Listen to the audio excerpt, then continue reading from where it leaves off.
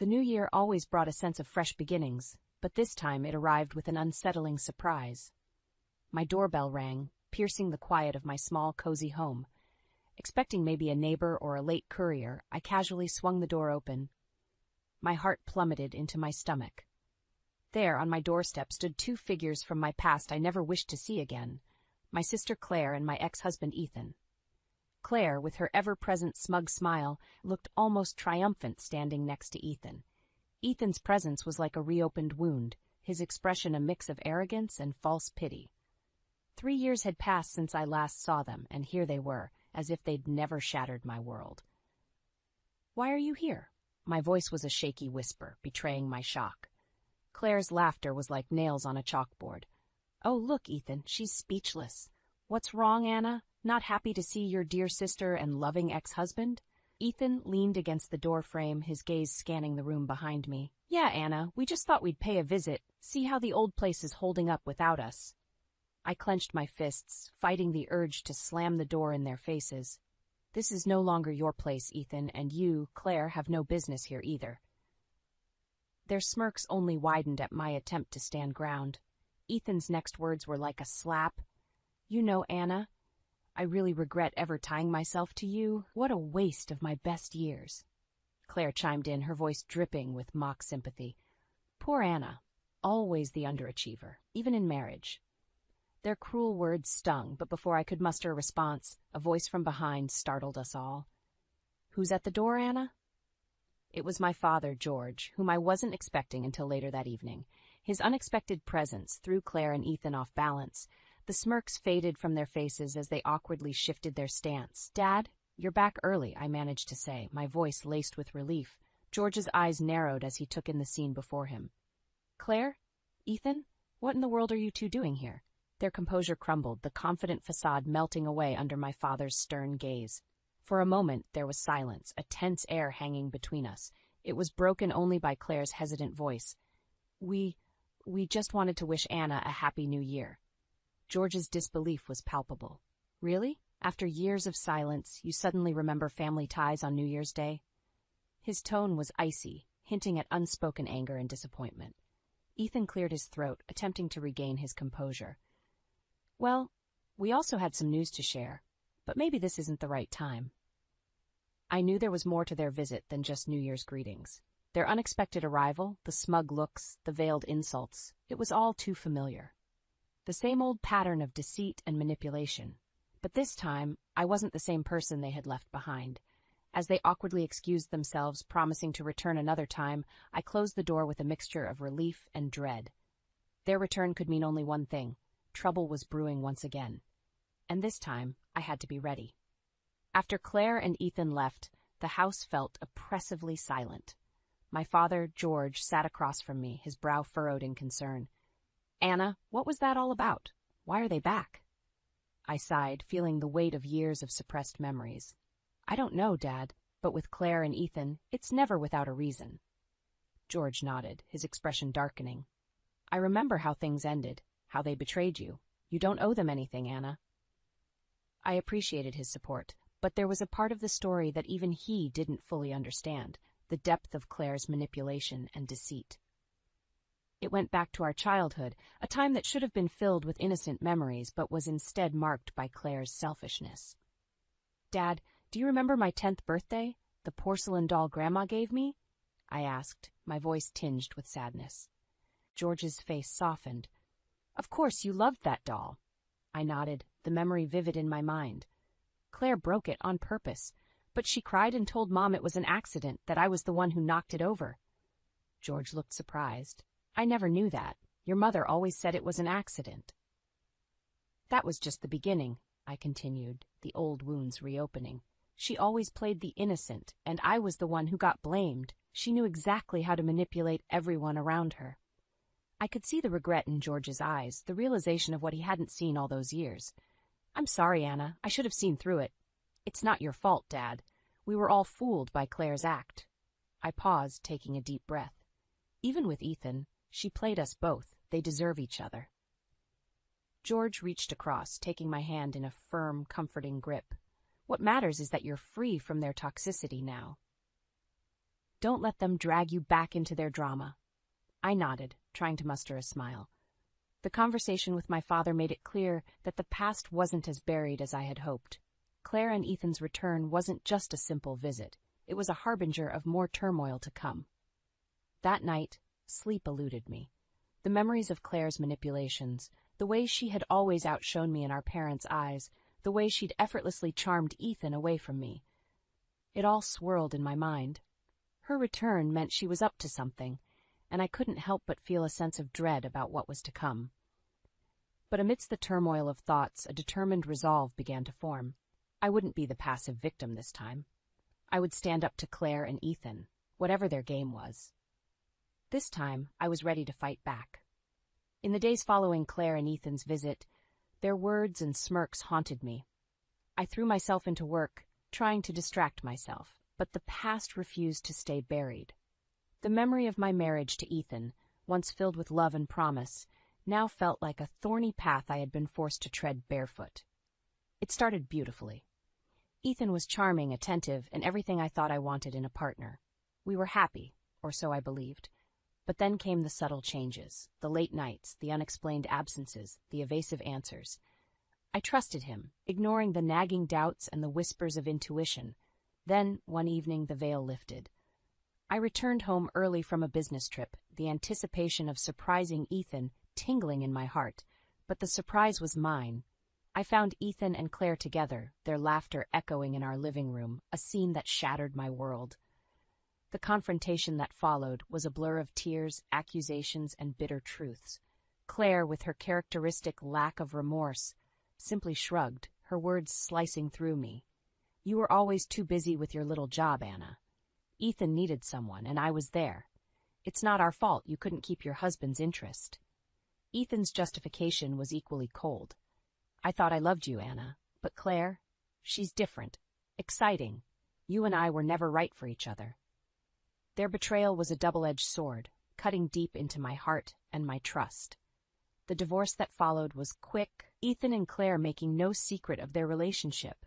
I was left to pick up the pieces of my broken life, feeling foolish and betrayed. Now, as I sat in my office, the memories gnawing at my mind, anger bubbled inside me. How dare they waltz back into my life after what they did? How dare they think they could just disrupt my peace again? But it was more than anger. It was a burning desire for retribution. I wanted them to feel a fraction of the pain they had caused me. The idea of revenge, once foreign and distasteful, now seemed like the only way to close this painful chapter of my life. I made a decision I would confront them, demand answers. But this time I wouldn't be the blindsided, heartbroken wife. I would be strong, unyielding. They had underestimated me once. They wouldn't make the same mistake again. I picked up my phone and dialed Ethan's number. My voice was steady, my resolve firm. "Ethan, we need to talk. Meet me at the cafe on 5th Street. Tomorrow, noon." His surprised stammer was a small victory, but it was enough. "Sure, Anna, tomorrow then." The call ended, and for the first time in days I felt a sense of control. The game had begun, and this time I was playing to win. The cafe was bustling with the midday crowd when I arrived. I spotted Ethan seated at a corner table, his posture tense. As I approached, his attempt at a casual smile didn't reach his eyes. "Anna, thanks for coming. I wasn't sure you'd want to see me," he started, his voice laced with feigned concern. "I don't," I replied sharply, taking a seat across from him. "But I need answers. Why are you and Claire back in my life?" Ethan shifted uncomfortably. "Look, Anna, things haven't been great for us. After we left, we had some tough times." I felt a bitter satisfaction seeing him uneasy. "Tough times? You expect sympathy from me?" No, of course not," he stammered. "It's just that Claire is pregnant. We thought it's time to mend fences, for the sake of family." His words hit me like a cold wave. Claire, pregnant? A part of me felt a pang of hurt, but it was quickly overshadowed by skepticism. "And you think I would, welcome you with open arms?" I asked, my voice laced with disbelief. "It's not just that," Ethan said, avoiding my gaze. "There's the matter of the inheritance, your father's estate." So there it was, the true reason behind their sudden reappearance. It wasn't guilt or a desire for reconciliation. It was greed. "You have some nerve, Ethan. You cheat, you leave, and now you come back for money?" I felt my anger rising, my voice growing louder despite the public setting. People can change, Anna. We've been through a lot. We just want a chance to start over, to be a family, he pleaded. A family built on lies and deceit, I retorted, my heart racing with anger. Just then my phone vibrated. It was a message from Claire.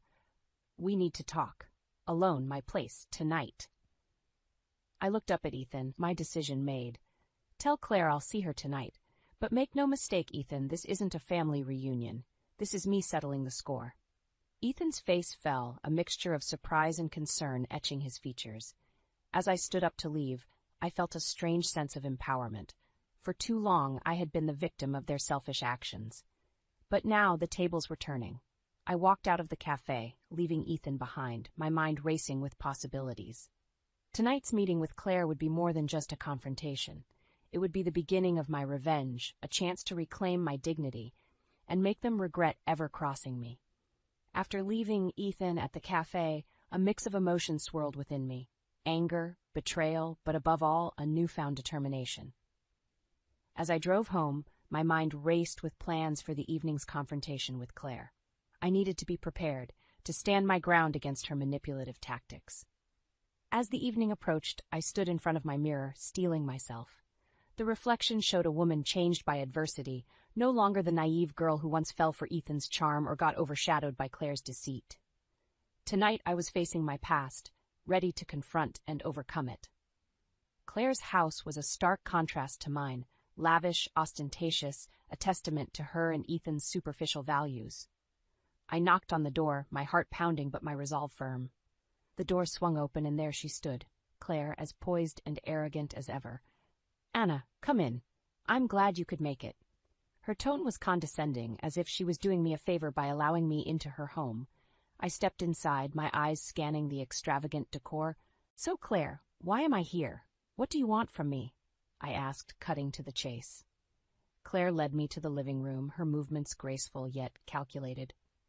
I wanted to talk to you, sister to sister. It's been too long, and with the baby coming, I thought it's time we bury the hatchet. I almost laughed at her audacity. Bury the hatchet? After you stole my husband and now come back for my father's inheritance? Claire's expression hardened for a moment before she regained her composure. Anna, let's be practical. Ethan and I need financial stability for our child. Your father's estate can help with that. Her blatant greed was repulsive. You expect me to just hand over what's rightfully mine, after everything you've done? It's not just about the money, Anna, Claire said, her voice dripping with false sincerity. It's about family. We're still sisters, after all. I stared at her, incredulous. You lost the right to call me sister the moment you betrayed me. There was a silence, a tension that hung heavily between us. Then Claire's facade cracked, her true nature surfacing. Fine. If you're going to be selfish about it, then let's talk legalities. You know Dad's will favors the first grandchild. My baby will ensure Ethan and I get the inheritance.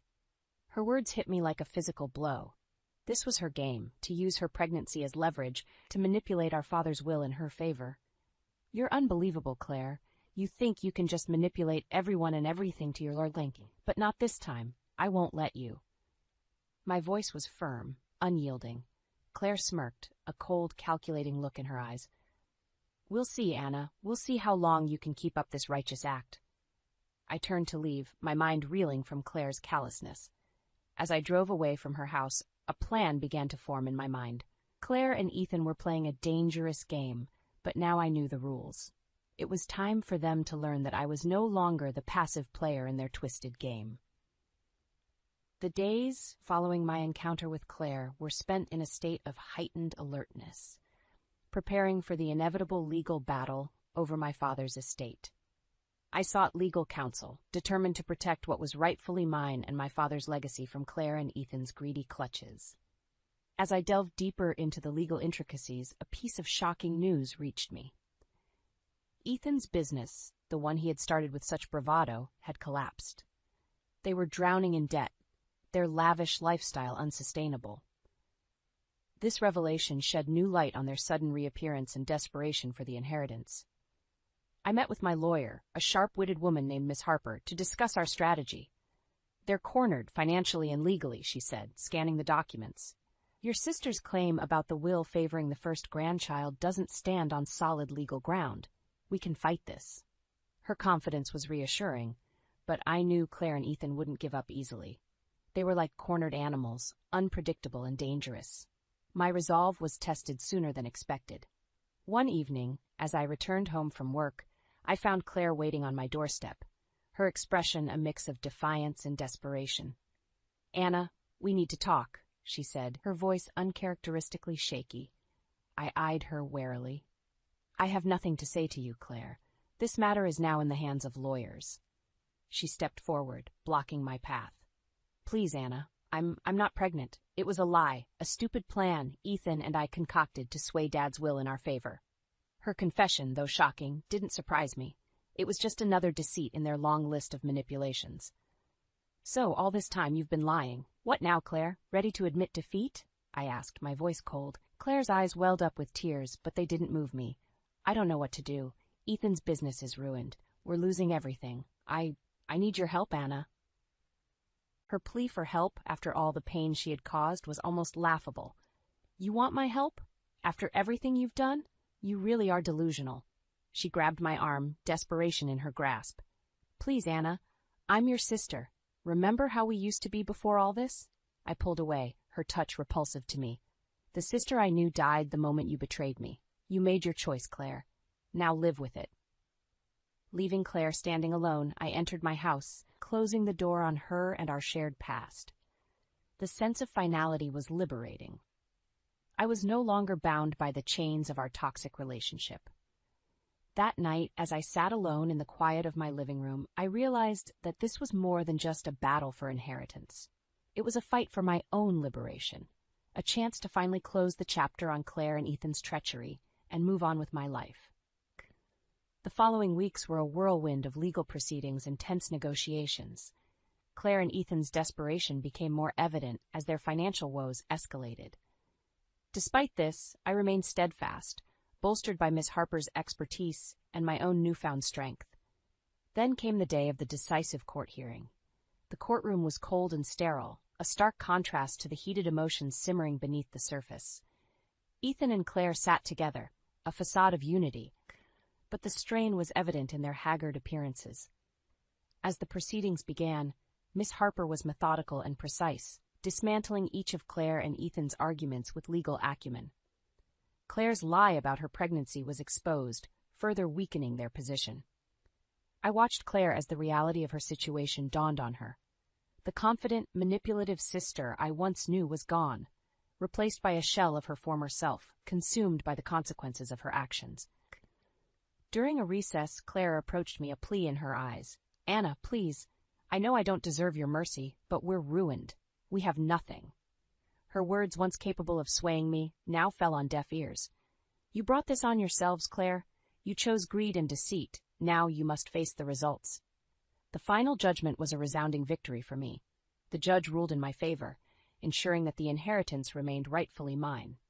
Claire and Ethan left the courtroom defeated, their schemes reduced to ashes. But as I walked out, a sense of closure filled me. This wasn't just a legal victory. It was a personal triumph over the ghosts of my past. Claire and Ethan's downfall was the karmic justice they deserved, but for me, it was a liberation from the chains of betrayal and hurt. In the days that followed, I focused on rebuilding my life, free from the shadows of Claire and Ethan. The wound they left would always be a part of me, but it no longer defined me.